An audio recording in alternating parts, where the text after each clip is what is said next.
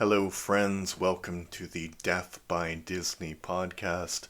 I'm your host, Adam, and I have the ridiculous task of trying to watch all of Walt Disney's oeuvre. And today we're going to be talking about one of the most controversial Disney films of all time, which is Song of the South. And if you haven't heard what that is, let me tell you. Song of the South is a 1946 American live-action animated musical drama, directed by Harv Foster and Wilfred Jackson, produced by Walt Disney and released by RKO Radio Pictures. It is based on the Uncle Remus stories as adapted by Joel Chandler Harris, and stars James Baskett as Uncle Remus in his final film role. That is the synopsis from Wikipedia. So I like to give a little bit of trivia, and then I give you my review, and then I give you a positive review and a negative review for you, from other people, normal people, for you to make up your mind. But a lot of the trivia of this movie talks about the same thing, so I just picked one, which I found was interesting. As the Disney company has never released the film on home video in the USA, the film will go into public domain in 2039, and Disney will lose all copyright to the film if it does not get released again, physically in theaters or home video, or even by digitally streaming for rental or purchase. So that's an interesting question. Would they actually let the copyright expire?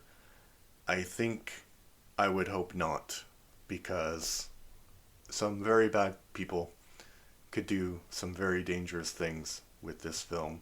I think it's pretty easy to get around that. They could rent a theater for one day, and they could sell people tickets, and then they could show it for one day in one theater, and that would extend their copyright, I think. One showing, not even one day. So what do I think about the film? Well, strap in. I'm about to tell you. There seem to be some thick people who do not realize why this film is racist. There are three major reasons. Reason one, the black characters speak in an exaggerated dialect which is difficult to understand and probably never existed in real life. Their dialogue is based on the Uncle Remus stories, which were written down by a white man during the Reconstruction period after the Civil War. Probably, it is likely, the written version of the dialect did not and does not accurately represent the language that those people spoke. And while the black characters speak in this exaggerated dialect, the white characters do not have a southern accent at all, which would be quite unusual for the time period, both when Disney released this film and the time of its setting. Why not just make all the characters sound the same? Reason number two, the black characters are talked down to in a paternalistic way.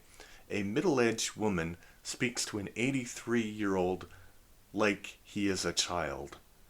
The movie wants us to disagree with the decision she has made, but it doesn't say anything about the manner in which she communicates her decision to this character. The third reason that the film is racist is because they never make it clear exactly when this film is set. Disney was asked by the Hays Office, which was like a self-censoring group in Hollywood at the time, to make it clear at the beginning of the movie at what date this takes place, so that people would know it's supposed to be set after the Civil War and not during it. Therefore, the black characters are not slaves. They did not do this, and also references to the black characters not being slaves were removed from the script. This is jarring, considering the fact that lynchings were still happening when this movie was being made, and segregation still existed when this movie was being made. Despite knowing that segregation existed, the Disney company opted to hold the premiere of the film in Atlanta, Georgia, which was very much still segregated at the time.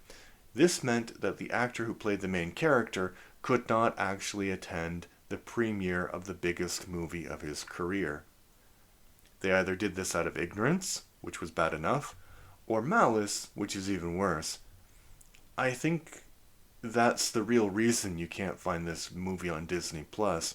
Not because of the specifically racist content inside of the film, because lots of racist things in Disney movies can be found on Disney Plus, but because of the racism that was inherent in the creation of the film. And all of this is a great shame because the movie's not bad. If you removed all of the racism and it was handled with more sensitivity, it would be a heartwarming tale of a man trying to help a young boy adapt to a very difficult situation in his life through the art of storytelling. And I really like the fact that the animated characters are coded black. What I mean by that is growing up, I never thought about the race of a cartoon character, but it is pretty clear from watching other Disney films at the time that most are coded white, even though they're not human, like Bambi. So representation matters, right? And I do not know how to do this in a natural and non-offensive way, but I think characters in films should reflect the natural diversity that exists in the world. Should this movie be banned? No, I think it can be watched by adults with a modicum of critical thinking skills, but I think it's best to avoid showing it to children. So that's what I think about the movie. Obviously, I had some strong reactions, but what did other people think about the movie? And this is from our friends at the Internet Movie Database and people posting on it. This is entitled Political Correctness at its Worst by Sarge Bree 31, October 2003. When I was about 5 years old, I saw this film with my older cousins who were in their 20s at the time, and I don't remember hearing them say anything negative about it. This is ironic because I am African American. Everybody must remember that this film was released in the 1940s before the Civil Rights Movement and before Roots. Now, because of political correctness, we have all but forgotten this classic film, which was one of the first to combine live action and animation. Even though I do agree that this film does show slavery in a positive light, you should also look at the fact that it dared to show the friendship between an African American and a Caucasian, something that never would have even been thought about in those days. Next thing you know, someone might get the bright idea to ban The Cosby Show because it supposedly doesn't portray how the average black person really lives. I read that before recording and I just guffawed out loud like, oh, why would they ban The Cosby Show? Different reasons. They'd ban it for different reasons. Yeah. I am black. I am African American. Mm-hmm. Sure you are, buddy. Believe you. Really, I do. And sure your older cousins didn't say anything bad about the movie. Yes. Well, that's weird, like watching it about when you were 5 years old. I really don't believe anything about this review, honestly. And I just love how dated it is. Because, yeah, like I said before, on the one hand, it is actually a pretty good movie, but to argue that it's not racist is like saying the Klan is not racist. So, come on. Jesus. Um, okay, and now a negative review. I mean, that one was negative, but it was positive about the movie, if you understand what I mean. So a negative review from Bragan30, June 2017. A film promoting racist stereotypes young children should not see as entertainment. For the most part, the animated sections are very endearing and free of racism, but the rest of the film certainly is not. I can't believe how people can't see that this is racist. Probably because they are at least somewhat racist themselves, even if they don't realize it. The film portrays slavery in an almost positive light, which is an obvious rewriting of history and an injustice. It also depicts black people as mostly unintelligent lickspittles who desire, that's a weird word, who desire nothing more than to serve their masters well, and who are endearingly stupid and jolly. Black slaves sometimes acted like that as a disguise to help protect them from their enslavers' hatred and wrath, not because they were actually like that. It was an act they put on out of necessity for survival. The film also perpetrates the racist archetype of the magical N word or Negro. If you don't know what that is or why it is a bad thing to perpetuate it, you should Google it. I somehow managed to see this film as a child when I was very young, I think in Disney World itself, and I honestly feel that it gave me a biased view of black people for the first few years of my life.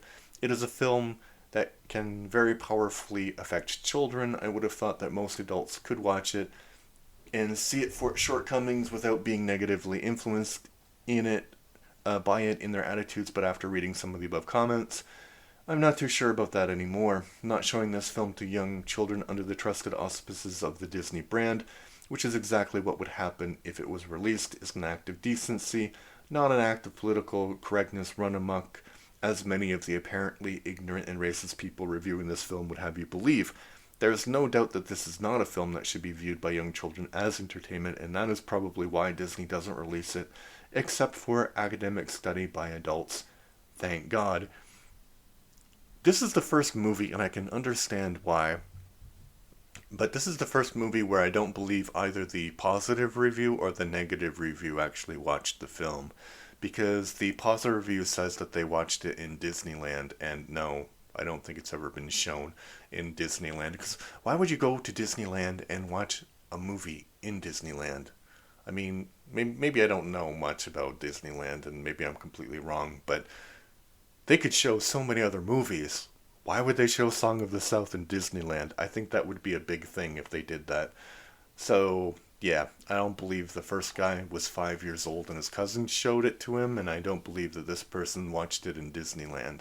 But they are both demonstrative of this sort of reaction that the movie brings. And a lot of people like to talk about, oh, everything's gone woke, and gone broke, and blah, blah, blah.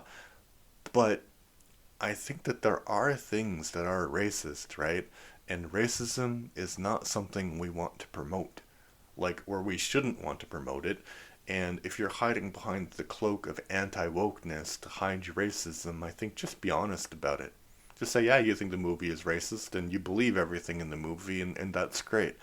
But I think the interesting part about that movie, both of those reviews, let's assume that they both actually watched the film, which, as I said before, I highly doubt. But if they did watch the film, it's interesting that they both think that the movie happened during slavery, which it did not clearly, because Uncle Remus basically runs away on a wagon and nobody tries to stop him. So it's pretty clear at parts in the movie that it's not during the time of slavery. Could Disney have made that clearer? As I said before in my review, yeah, definitely. So it's one of those movies where it's it's a mixed bag. Definitely racist, but a good work of art. So if you're an adult, you could watch it. It's available on YouTube. But if you're a kid or you're an adult of or you're a parent of children, yeah, I would steer away from this one.